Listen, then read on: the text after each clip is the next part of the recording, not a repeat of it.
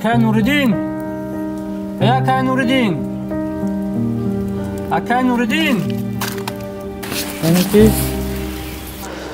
ин манзили Моёншоҳ Назаршоев, донишманд ва сиёсатмадори тоҷик аст, ки охирин лаҳзаҳои зиндагии худро пушти анамин дарвоза гузаронидааст. зеро 10 март соли 1994 дар ҳамин ҷо ӯ ба таври бераҳмона ба қатл расонида шудааст ва то ҳол омилони марги ӯ пайдо нашудаанд. ман гумон мекунам, ки ин монанди кушта шудани Муаллим Осимӣ, монанди кушта шудани Исҳоқӣ Ғуломов як нав иғво дар муқобили ҳукумат буд. ҳар касе ки мекард иғво дар муқобили ҳукумат буд, ки мана бинед ин ҳукумат қудрате надорад ки одамои худаш дастгирӣ кунад. ман тақрибан ҳамин хел фикр мекунам. ин силсила воқеаи ба маҳал омада вагарна ино ҳеҷ вақт ино барои гуноҳашон ҳеҷ кас накуштааст. ман гумон мекунам, ки гуноҳе накарданд, ки барои вай куштани ҳамон хоҳ мухолифин хоҳ ҳукуматӣ дар кор бошад. ман бароям дар ҳамин фикрам, ки ин як нав иғво, як вақт тавтия буд. вақте ки моҳи март соли 1994 шодравон Моёншоҳ Назаршоев террор шуд, дар расонаҳо навиштанд, ки гӯё ки ин террор ба хотири он буд, ки дар даври якуми музокироте ки бояд дар ҳамин ояндаи наздик бояд шурӯъ мешуд, бояд аз ҷониби ҳукумат намояндаи ҳайати музокирот мешуд ва ҳамин фарзия дар расонаҳои хориҷӣ бисёр баъдан ба китобҳо ҳам кӯчид ва гуфтанд, ки сабаби асосӣ ҳамин бояд дар музокирот, ки баъдан дар моҳи апрел тақрибан камтар аз як моҳ баъд шурӯъ шуд, бояд роҳбарии ҳайати музокироти ҳукуматро ба уҳда мегирифт. яке аз шахсиятҳое ки ҳам таҷрибаи замони шӯравиро дошт ва ҳам дар доираҳои ҳизбиву ҳукуматии он замон маъруф буд, Назаршоев буд, ки метавонист дар ҳамчун раҳбари намояндагони ҳукумат дар ин гуфтушунид раванди гуфтушунид ва сулҳро битезонад, чун як шахси мустақил бо таҷриба буд ва табиист, ки нигоҳи шахсии ӯ болои мавқеи ҳукумат ҳам бетаъсир наметавонист бошад. ман фикр мекунам, ки ҳадафи асосии куштори Назаршоев дар он шабу рӯзҳо пеши роҳи раванди сулҳро ҳадяқал ба таъхир андохтан ва ё тарзе бояд бошад, ки дар он шахсиятҳои дорои афкор ва мавқеи мустақил бояд ҳузур надошта бошанд.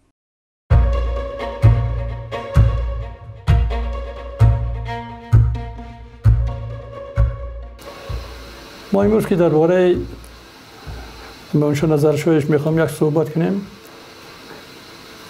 ما با استاد با کلمه معلم مراجعت میکردیم، معلم مولانا میگفتیم و بیشتری دوستایی که در همراه کار میکردیم و اخیراً در شورای عالی او را محترمانه با نام معلم میگفتن. خودشان معلم بودن، چون که اولی کارشان، فعالیت کارشان از استادیت شروع شده است، از آموزگاری در خودی دانشگاه آموزگاری خودی شهر کولاب، همچون استاد، همچون دانشمند، همونجا کارهای علمی و مدیر شعبه و از این شروع کرده است، از کار آموزگاری و بعدن که به کمیته مرکزی آمدن در شعبه ایدئولوژی کار کردن و بعدن که و اخیراً هم که آخرین جای کارش بود همین در شورای عالی رئیس کمیته علم و معارف و جهانان بودند، یعنی که بیشتر به کار علم و معارف مشغول بودند و معلمم همه رفتارشان معلمانه بود. موینشو نظرشویش برای من یک شخصی تشکیلاتچی، یک آدمی که در وقت ضروری به هر کس دست یاری درست کرده میتوانند، یک آدمی که در هر شرایط به آدم یاری رسانده میتوانند، به همین شیوه در خاطر مانده است. سالهای بسیاری من همراه استاد در دانشگاه دولتی تاجیکستان که امروز دانشگاه ملی نام دارد کار کردم. استاد پرورکتور بخش علمی دانشگاه مذکور بودند. بعدتر وقتی که استاد در مجلس عالی ریاست داشتند، من به آنجا رفت و آمد داشتم، میدونستم استاد و چی چیز در خاطر من هست. در زمانی که استاد پرورکتور شاهی علم بودند، به نظر همه خیلی می نمود که علم در دانشگاه ملی به جای اول برآمده است، مرتبه اول برآمده است. برای همه، برای دانشجوی هم، برای معلم هم، برای محیط هم. مثلا کنفرانس های علمی، در کنفرانس های علمی دانشجویان اون معروضه های محاکمه میشدن که در دوام سال در محفل های علمی دانشجویان اونا محاکمه میشدن. حاضر این خیلی نیست به فکرم. در اون وقت در هر ماه هر کدام محفل علمی استودنتی دایر میشد و معروضه های محاکمه میکردن، یعنی ترقیات علم میرفت. معلم پیش از اون که به رخصتی تابستانه رود، حسابات علمی پیشنهاد میکرد. در حسابات علمی حتما اون چیزی که در نقشه بود به نظر میگرفتن. هیچ وقت اگر معلم های همون سال به یاد بیارید درباره اون که در مشکلی در ساحه تعلیم دارند گپ نمیزنند، که میگن که در ساحه علم بسیار دشوار بود برای اون که سختگیری میکردن برای اون که همین چیز حقیقتش حاصل کنند. اگر بیوسته فعالیتی مویانشاه نظرشویف رو در دانشگاه ملی که قریب 20 سال فعالیت کرد، اگر به نظر گیریم دوره طلایی فکر میکنم اون دانشگاه دولتی نام داشت، ملی نام نداشت. دانشگاه دولتی تاجیکستان به نام ولادیمیر ایلیچ لنین نام داشت.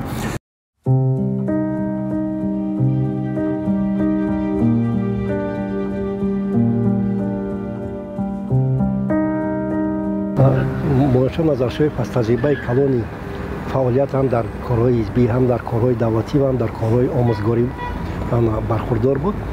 اصلا در سالهای 1963 تا 70 رئیس ولایت اتونومی بدخشان کوهی بود. در دوره برابری مویانشاه نظرشویف ولایت رشد کرد. رشد ولایت خیلی نظررس بود، به خاطر آنکه نظرشویف مستقیما مراجعت میکنه به رئیس سویت وزیران SSSR کسیگین، به خاطر آنکه نیروهای مرزبانی که در ولایت مختار بدخشان کوهی مستقر بودند و ولایت از ولایت‌های مرزی با افغانستان حساب میشد، به خاطر آنکه نیروهای مرزبانی با حاکمیت محلی، یعنی با حاکمیت ولایت همکاری کنند و با مردم محل همکاری کنند، موفق می شود و در مسکو با رئیس KGB SSSR مستقیما یوری ولادیمیر چندروف با میخورد و همکاری خوب صورت میگیرند و در زمانی که در ولایت فعالیت داشت دستاوردهای نظررس بودند. درست است که بودجت بود، اما خود بودجت هم از مسکو یا که از دوشنبه علاوه از مسکو تصدیق کردن بسیار مشکل بود و به همین خاطر سال 1967 بعد ملاقات با رئیس سویت وزیران SSSR یک قرار به تصویب میرسد از جانب رئیس سویت وزیران SSSR به خود چاره‌بینی درباره رشد اقتصادی اجتماعی ولایت و در این دوره ساحه معارف یک قطار دیگرگونی‌ها به عمل می‌آیند. تعداد مکتب‌ها زیاد می‌شوند، از جمله ریترانسلیتر برای پخش برنامه‌های تلویزیون در ولایت نصب می‌شوند. اون چه که امروز در بین مردم ولی بیشتر نامش و کاراش باقی مانده است، از همون دوره است. هم دوره‌ای که بیشتر در وجهت کار می‌کردن، از کارهایی که زیاد می‌کردن، جوان بودن و می‌خواستن مشکلات‌های ولایت بدخشان حل و فصل کنند. کوهستان بود، مشکلات‌های زیاد، موضوع‌های ناحل شده زیاد و او کسا همچون یک راهبری، چون که دبیر اول راهبری اول بود، اول دبیر اول حزب کمونیست بر ولایت، بعد رئیس این با شخصیت دوم بود.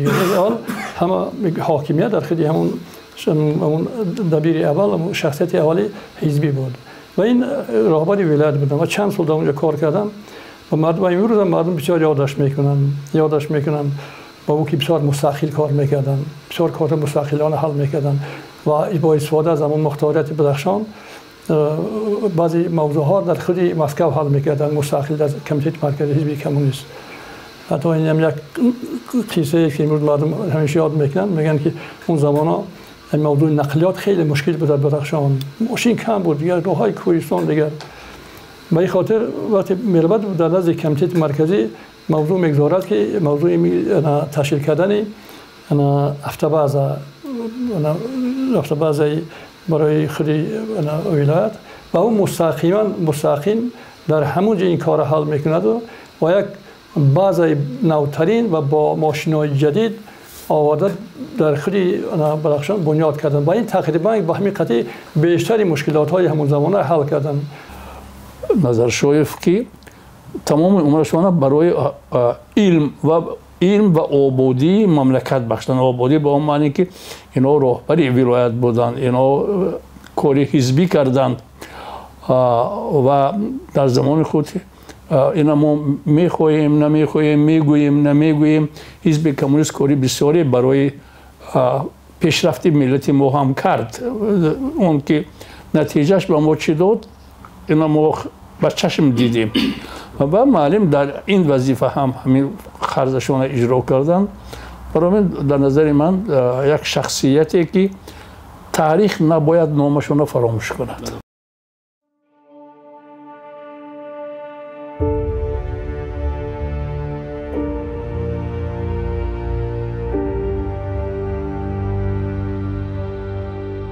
رشته های کلیدی کمیته شورای کار میکنه که علم و معارف کار میکردن و به این خاطر هم بسیار موضوعی که توجه زیاد داشتن به موضوع بهتر کردن کار دانشگاه ها، یک اصلاحات های نوی در کار این علم و معارف در اینا توجه داشتن و بسیار گزارش ها میکردن در شورای عالی، گزارش ها میکردن بسیار چای خودشو بودن. یعنی که به هر حال این زمان آخری شورایی بود، دیگر ضرورت بود که یعنی که این ساختار و این در نظر کرد به ساختار معارف و علم نظر کردن. به این خاطر هم در این دوره خیلی مشکل بود و معلم مخصوص به این مشغول بود، یعنی چگونه رفتار بکند، یعنی که معارف ما چگونه باید بشد.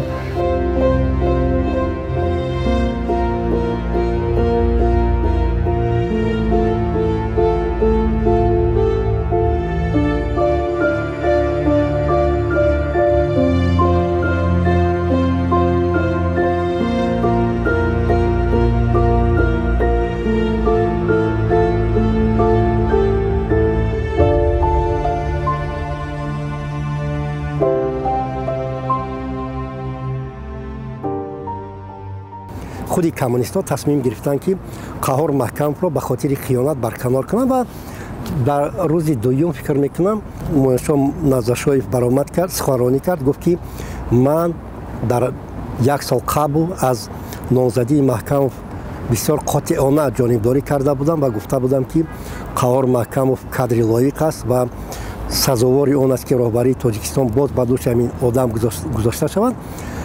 اما من خدمت حقانه کردم. اصلا اینجا یک کمتر اشتباه بود. خدمت خیرسانه медвежья услуга از شاید سراسیمه شدن یا که شاید فراموش کردن. گفت که من خدمت حقانه کردم و با مقابل محکم سخنرانی کرد و محکم هم گفت یک اراد گرفت به نظرشویف. این معلم خیلی باید کرد.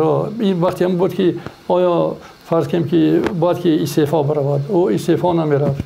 بعد اخیر بعد یکی دیگر تیزتون کشید و هم شورای عالی و هم بیرون دیگر میدان دیگر مجبور شد که او هم استعفا بتید و بعضا وکیلای هم که این خیلی کمیته مرکزی هم که بود دیدن که نمیشد، خیلی همین کمیته مرکزی که یعنی وکیلاشو مجبور کردن کار نکنن شد، دیگر برای فایده نداره دیگر.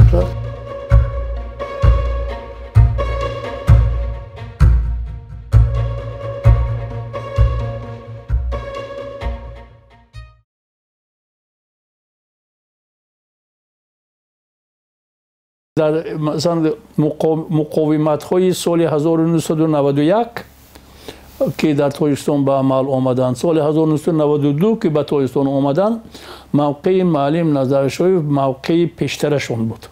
یعنی موقعی کمونیستیشون بود. اگر همین که گفتن ممکن باشد، موقعی پیشترشون بود که تاجیکستان همچون وطن تمام خلق تاجیک، وطن ملت تاجیک، یعنی دیگرهایی هم که در تاجیکستان زندگی میکنند باید یگانه باقی ماند. اینا هیچ گونه اونا قبولی مثلا دولت اسلامی قبولش نداشتن. این خیلی چیز، این خیلی فهمیش در اون کس من انیق میدونم که معلم این خیلی قبول نداشتن که ما باید یک دولت اسلامی داشته باشیم.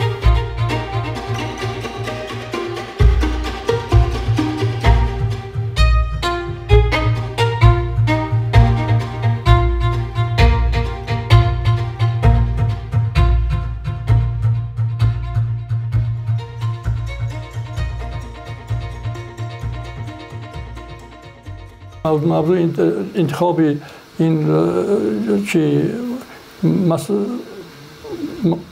کمیته های شورای عالی شد، بعد رئیس شورای عالی امام علی شریف پیشنهاد کردن که معلم رئیس کمیته که معلم گفتن من چی هستم. همونجا خیستن گفتن که من دیگر پیر شدم، دیگر وقتی نفقه از بعد نفقه برم که نه قبول نکردن. گفتن همراه ما باش در این وضعیت های مرکب، شما برای ما هم یک معلم ضرور هستید.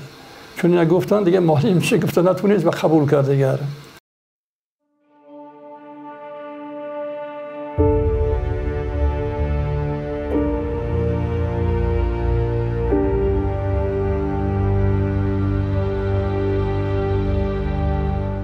معلم در وطنشون هم من گمان میکنم که بسیار دوست میدارم. وقتی من شغلان رفتم، به خونه معلم رفتم و قبر معلم در همین حوله اشون، در همون یک باغ دارند و یک خانه در همون کنج باغ، قبرشون هم در همونجا ساخته شده، در همونجا ماندگی.